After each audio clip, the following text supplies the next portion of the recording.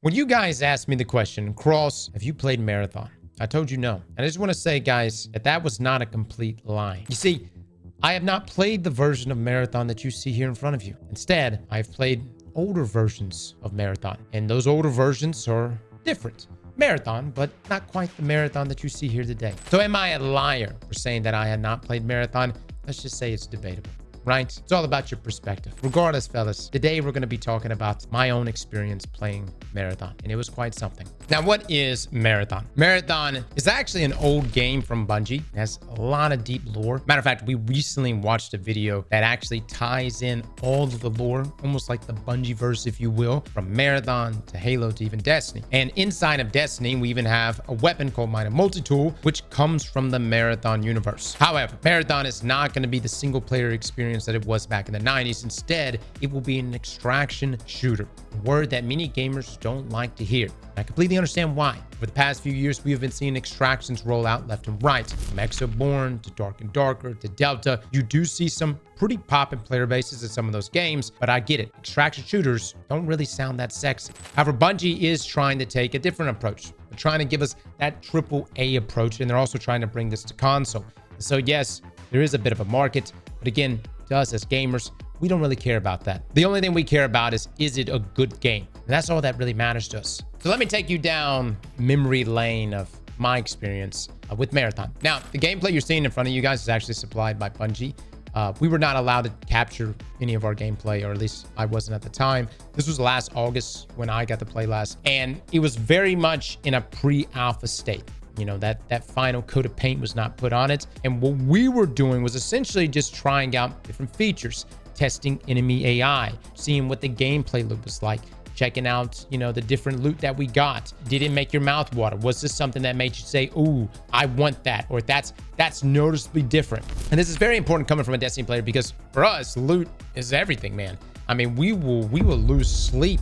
We will abandon our family for an exotic, especially if it's a potent exotic. Now, we also got to try out multiple maps, really just 2 maps. I got to see the 3rd map, and as far as I know, I think there's going to be 3 maps in total. But you have your one main map, which has been like the set feature piece that you've seen in many of the trailers. Then there was another map that we got to play, which was really interesting. It almost reminded me of being like in a giant Covenant ship, if you will, but like way, way bigger, like extremely vast. And essentially, if you go back and you look at some of the games of Marathon in the 90s, those same almost like dungeon runs, if you will, I felt that presence inside of that second map. And having those close corridors like that really made engagements very interesting. Now, one thing I will say about Marathon right off the bat is you have to respect enemy AI in this game. You cannot just see an enemy AI and think, I'm just not going to engage. I'm just going to loot around it or move around that enemy AI.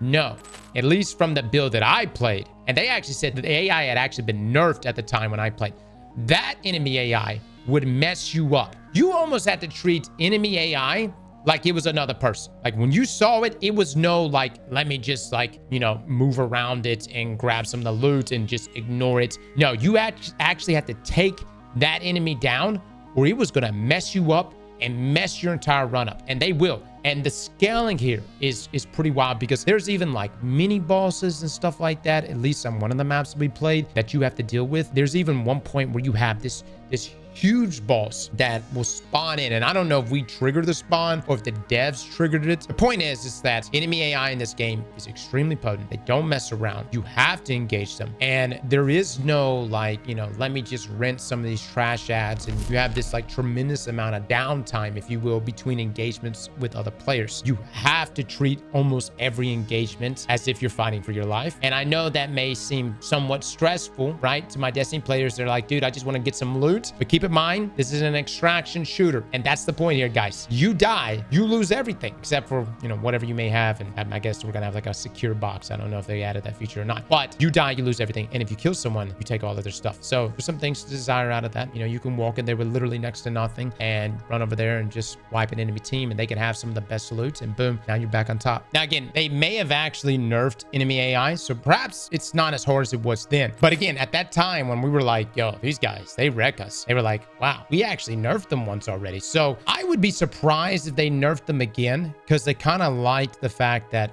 we were having to treat every engagement pretty seriously, and it meant something to take down enemy AI. And one thing that Bungie's really trying to stress with enemy AI as well, and the reason why I mentioned about triggering that boss, that mini boss and other things in one of the maps, is that that's going to be a big core feature with Marathon. It's like spawning in certain enemy types, unlocking puzzles in the community. As you've seen from the past when they've talked about it, like there's going to be ways in which different zones of the map will unlock for you and will almost unlock for the entire community. And I think that's the point, as you've seen here with like the ARGs and things like that. Bungie's leaning back into something that they used to do for Destiny with puzzles like Neobi Labs and Corridors of Time. They're kind of leaning into that here with Marathon as well. And that's going to push the community to, yeah, you're going to sit there and try to kill each other, but at the same time, we may come together for the greater good, right? Like you may be in there and be like, yo, don't attack me right now. I've got Joe back here. He understands hieroglyphics. All right. We need Joe in here getting this puzzle unlocked for the rest of us. And I think this is really important because this changes up dynamics inside of extraction shooters. You know, instead of you sitting there and just, you know, shooting each other as soon as you see each other, now you're going to be in the situation where, strategically speaking, if everyone's trying to get the best loot on a map, you may want to just be like, yo, let's just let Joe, like even if you're on the pussy team, let this guy and Joe go up in here, unlock whatever gate or pyramid. I'm saying pyramid, I have no idea, but different areas, right? And then we kill Joe and the other guys and get the loot. And so that kind of changes the dynamic here. And I think that there will be different skill sets necessary for someone to be a good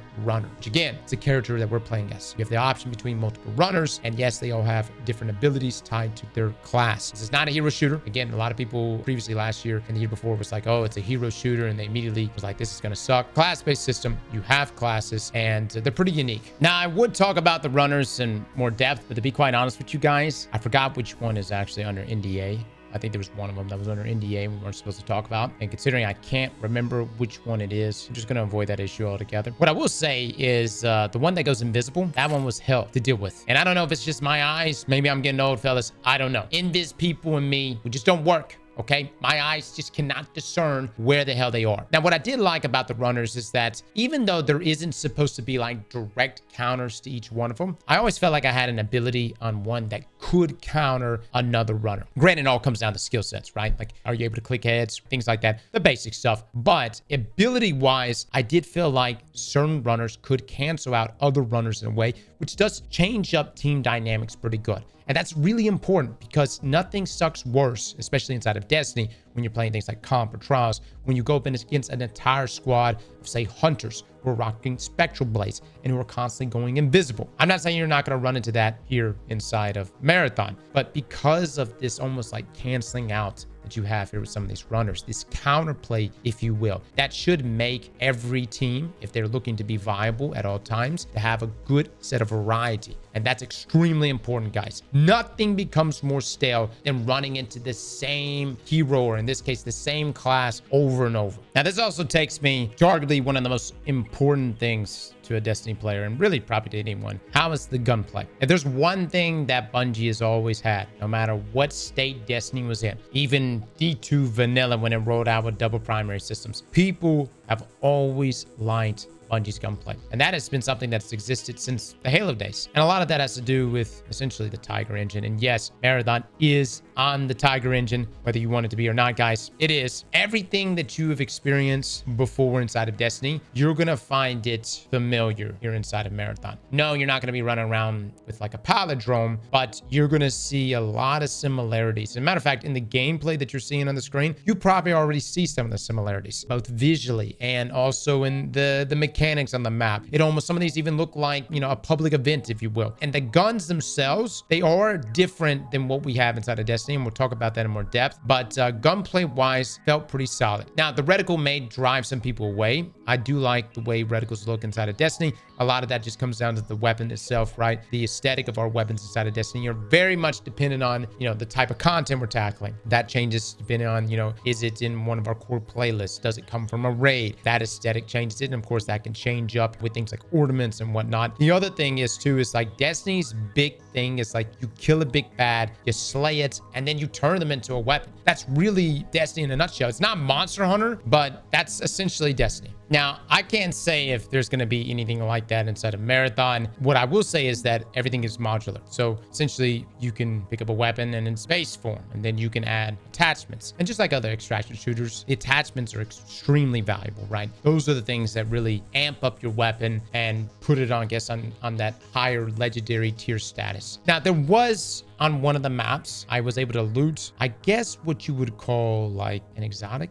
You know, I don't know if they're calling it an exotic or a unique of some sort. It was gold. And the weapon itself was fully stocked when I pick it up. And again, I'm not sure if this was something that I unlocked or if one of the developers just left it there for me to pick up, but it was like this huge sniper rifle. It almost reminded me of like the sniper rifle from Halo, but it was potent, extremely potent. And my question on that is like, how often do we run across weapons like that? Secondly, can we build to that? Is there a base form of that weapon and I can add attachments to get it up to that form? I don't know. Again, at the time, this was a pre-alpha build, so I can't really answer that question right now. Now, selfishly, yeah, I wish there was. Like, I hope there is. Like, I would love something to be present on the map, and it could be RNG dependent. It could be maybe we have to unlock a puzzle and then another puzzle and do all kinds of crazy stuff. But if we can ever get something on the level of like an exotic or a unique, like imagine coming across a Service Regime or coming across a Zalo Supercell or coming across a Hawkmoon, you know, something of that equivalent where you know, whoa, this weapon is way different, completely different than my other weapons that are modular, right? And I would love it if Bungie and Marathon leans into that. Again, I'll have to just play the game in the alpha with the rest of you guys. And hopefully that is the case. Hopefully there's a little glimpse of some of the loot there that really is desirable, because I love looter shooters. And I know this is an extraction shooter, but again, it's an extraction looter shooter. So we don't mind going in there and potentially dying and losing everything if the upside is immense, right? But again, we'll see exactly in the alpha what the hierarchy of loot is, how crazy you can get at that top end, because that's probably the most intriguing thing for me. And it makes sense considering my background inside of Destiny. What I will say going into Marathon, guys, and something I have to remind myself is that even though extraction shooters are not my first choice of games to play, looter shooters at the time when Destiny came out was not my first choice either. I didn't even know I liked looter shooters. You know, I played RuneScape and I played Halo, and then Destiny came along and suddenly I found myself in love with looter shooters. And this has actually led me to play pretty much everything on the market that's within that same genre. I'm hoping Marathon's going to do that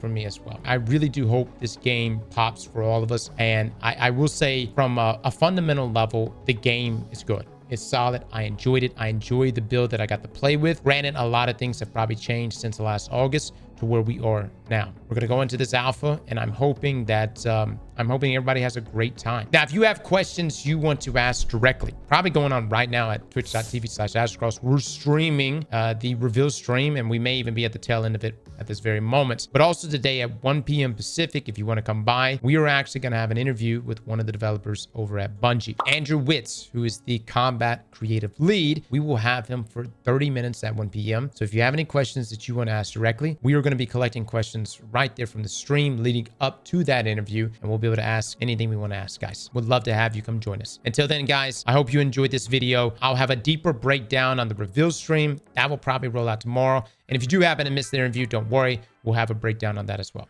Y'all have a good one, guys. Slap that like button like your mama told you right.